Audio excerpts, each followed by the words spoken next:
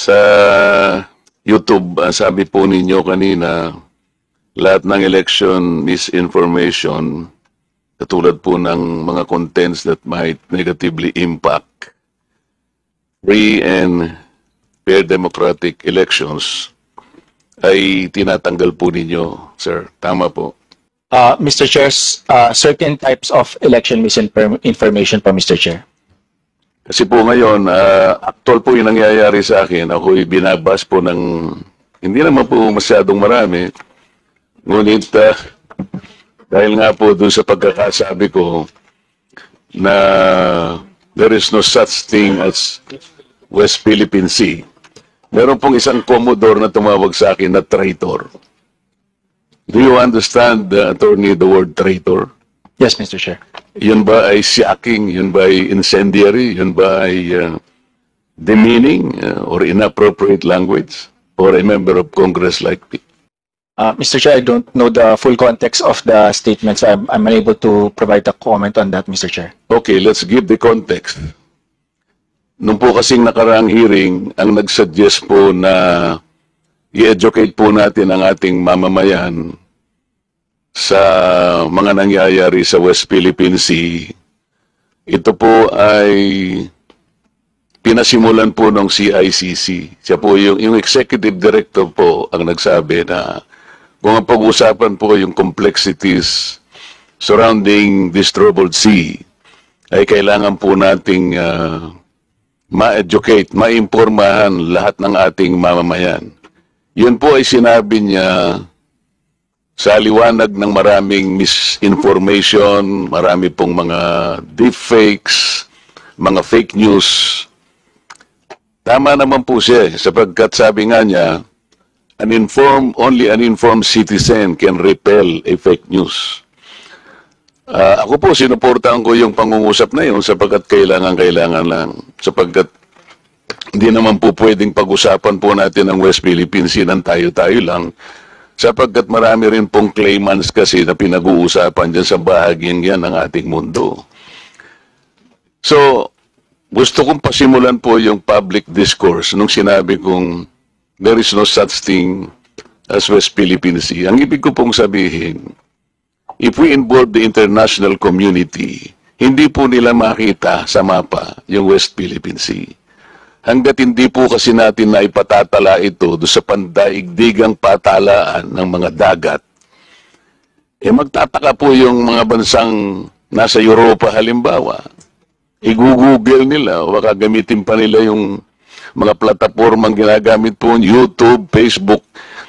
Hindi po nila makikita sapagkat anyone that googles that particular area of our world, ang nakasulat lang po doon ay South China Sea. Hindi po naman nangangahulugan na pag sinabi natin South China Sea, pag-aari na ng China yon. In the same manner, Mr. Chair, yung Indian Ocean, hindi po pag-aari ng India yon. Yung Gulf of Mexico, Mr. Chair, hindi rin pag-aari ng Mexico. Ang ibig sabihin, gusto po nating iklaro lahat sapagkat ayaw nating payagan na magkakaroon ng misconception, miscommunication. Ang West Philippine Sea, tayo po ang kumilalang. Tayo lamang po. Kung tayo naman po rito at wala na po tayong kasamang ibang bansa, okay na po sana yon. Hindi po pwede yung ganun sapagkat lalo na ngayon, pinag-uusapan nga po yung panig ng mundo na yan, ayaw nating masabi man lang ng ibang bansa, ano ba yung pinagkakaguluhan dito? Bakit hindi namin makita yung West Philippine Sea? Kasi hindi nga po nakatala. Ang patalaan po, Mr. Chair, yung tinatawag lang International Hydrographic Organization. Ngayon po yung isang Commodore, tinawag po niya ako na traitor. Nang hindi po niya tiningnan yung konteksto ng pinag-uusapan. Bakit po hindi nyo ipaliwanag sa buong mundo na pinatatala na natin yung West Philippine Sea pero hindi natin maitala-tala? Matagal na pong panahon na pilit nating ipatala, hindi pa po na ipatatala. Kaya sa ngayon, hindi po nire-recognize. Tayo lamang po yon. Mr. Chair, yun pong sinasabi nating West Philippine Sea, ito po yung bahagi ng ating exclusive economic zone. Atin po yun, for the record, kinakailang pong malaman ng lahat. Atin po yun, kahit anong mangyari, we will fight anybody to the last drop of our blood. Atin yun. Yun ang ating exclusive economic zone. May pangalan o walang pangalan, atin yun. Pero yung isang Commodore na masyadong emotional, tinawag niya akong traitor, Mr. Chair, nang hindi po niya naiintindihan ang pinanggalingan na pinag-uusapan dito. Pwede po ba tayong gumawa ng kalye, tayo-tayo lang, nang hindi natin ipatatala sa barangay o kaya sa munisipyo? Pagkat pumunta ron si Honorable Barber Seme, sakay ng isang tricycle, at iwi-wish niya yun. Sapagkat ang gumawa lang doon si Congressman Paduan o sarili niya lang, hindi niya makikita yun, maliligaw yung tao. Yun ang ibig ko po sabihin. Ilagay po natin sa konteksto ng pangmundong pag-uusap ito. Hindi po tayo nag-iisang bansa lang sa daigdig. Yan po yung ibig ko sabihin.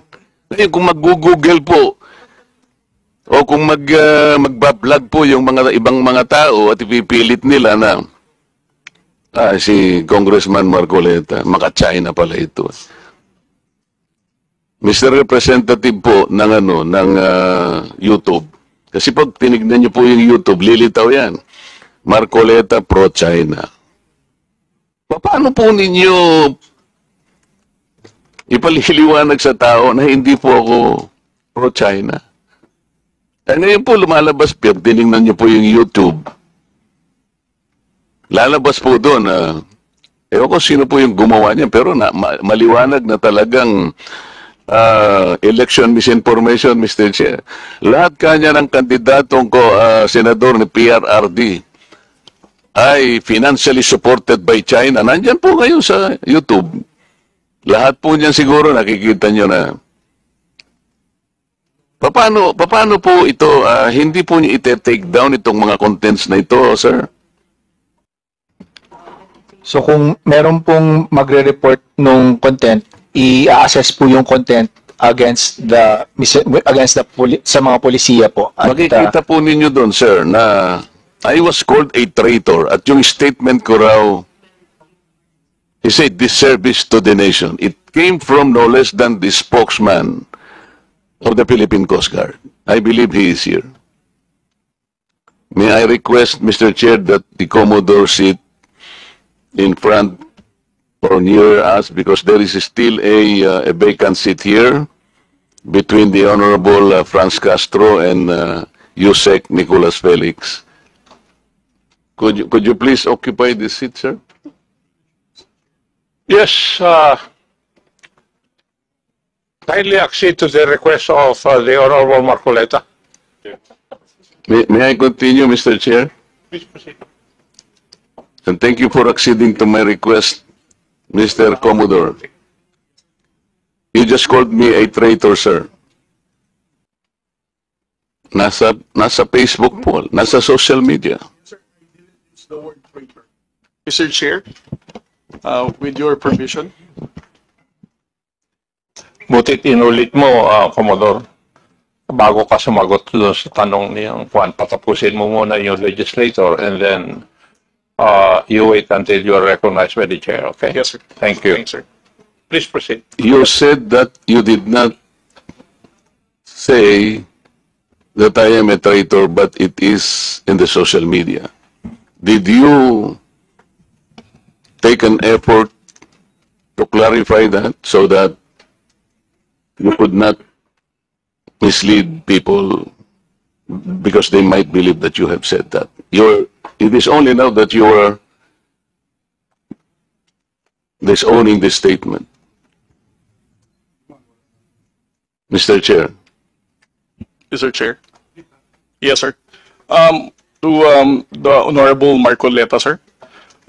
Let's put it on record. I did not use the word traitor in describing your statement that the West Philippine Sea ay kathang-isip lamang po. Let me read my post on X. I stand by the statement of President Bongbong Marcos when he said ang West Philippine Sea ay hindi kathang-isip natin lamang. Ito ay atin, ito ay mananatiling atin hanggang nag-aalab ang diwa ng ating minamahal na bansang Pilipinas. Hearing someone claim that the West Philippine Sea is merely a fabrication of the Philippine government is a disservice and an embarrassment to their entire party, the organization he belonged to, and even their own family. How can the one face the younger generations today and tell them that our exclusive economic zone to the west of our archipelago is non-existent, effectively giving up the fight to assert their rights as Filipinos in the West Philippine Sea? Mr. Chair, sinabi ko ba na katang-isip ang West Philippine Sea? I cannot recall, Mr. Chair. Hindi, kasi ang salita mo dyan, merong nagsabing katang-isip. Sinabi ko ba na katang-isip ang West Philippine Sea? I said I stand by the statement of the President. I did not mention you said it, sir. Meron kang katang-isip na sinabi dyan eh. To whom are you referring that? No, sir. The katang-isip phrase was the President's statement during his SONA. I just merely restated the statement of President Bongbong Marcos Kaya nga, when he you are now, delivered it to SONA. kaya mo lang nilabas yan after I said that there is no such thing as West Philippine Sea. But that is in context of the fact that it is not yet registered in the International Hydrographic Organization. Alam mo, Commodore, ang procedure. Tama. Mr. Chair, No, you have to answer, Mr. Chair. Alam Yes, mo yung procedure kung paano maitatala, kung paano natin papangalanan ang isang karagatan na tayo ang may-ari. You know the procedures, right? with respect to the 19th Congress who passed You the have Republic to Act answer my 12064, question, Mr. Chair. the Philippine Maritime Zones Act, sir, the West. Kindly repeat your question. You know, Commodore, the procedures on how we can register the name of a maritime area that we control or that we believe it is ours. You know the procedures on how Yes, to sir. register. Okay. So, ano na po ba, nakarehistro na po ba, nairehistro na po ba natin yung West Philippine Sea? Sir, with regard to your question, there must be a legislation and then submit it to the international. Oo nga, meron na po Hydrographic tayong Organization. legislation. At Yes, as a sir. matter of fact, nagagawa na po yung Congress. Kailangan po talaga yon. Yes, sir. Nagpasimula tayo sa administrative order, pero kulang yon. Kaya nga po ang Congress gumawa para tulungan po kayo. Okay, sa ngayon po, sa tagal na po ng proseso, yun po yung dapat ninyong palaging gagawin. Kailangan lahat ng lakas natin gamitin, maparehistro po natin. Pero ngayon, hindi pa nakarehistro. Tama po. Again, sir, answer your question. It Please. steps by Commodore, sandali. Yes, sir. Please answer the question Yes, directly. The question calls for a yes or no. No, sir. If it's in IHO, yes, through legislation.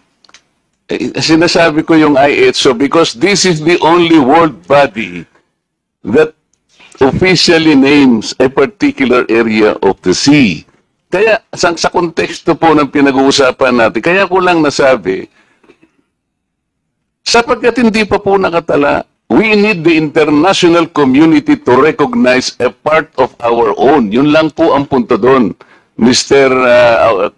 Commodore. So kung hindi pa po nakatala, tama po ako, hindi ba? No, sir. You are inconsistent. No, sir. I did not say that you're correct. I will not agree that you are correct. West Philippine Sea is our exclusive economic zone. Eh, Mr. Chair, wala tayong dispute that. Sinasabi ko na nga sa iyo, yung sinasabi nating West Philippine Sea is our own exclusive economic zone. This is ours. You and I should fight for it until the last drop of our blood. Ang sinasabi natin dito, kagaya ng nire-request ng CICC, let us educate our people sapagkat ang alam ng mga tao, lahat tayo, ang alam natin, nakarehistro na. Ang sinasabi ko, hindi pa po nakarehistro. Ikaw ba pwede kang mag-enroll sa isang eskwela nang hindi ka nag-register, nang hindi ka nag-enroll?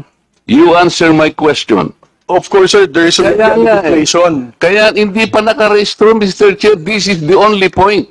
Let us not create a mountain out of molehill. Bigla mong sasabihin, in response to what I said, tathang isip, o blah, blah, blah, at lumabas sa traitor. Hindi ka man lang gumawa ng effort, for example, na I did not say that. Ngayon mo lang sinasabi.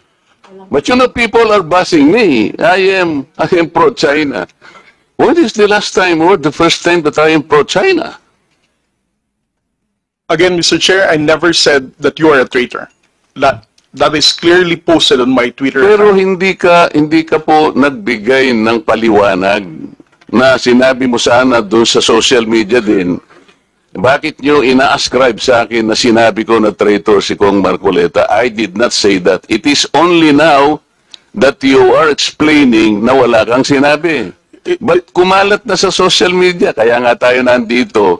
These are the excesses and the abusiveness of social media, Mr. Chair. Nangyari na. Kahit na ilang libong mag-explain ka dito, yung tao narinig na nila na ikaw ang nagsabi. Because meron ka pang litrato dun eh.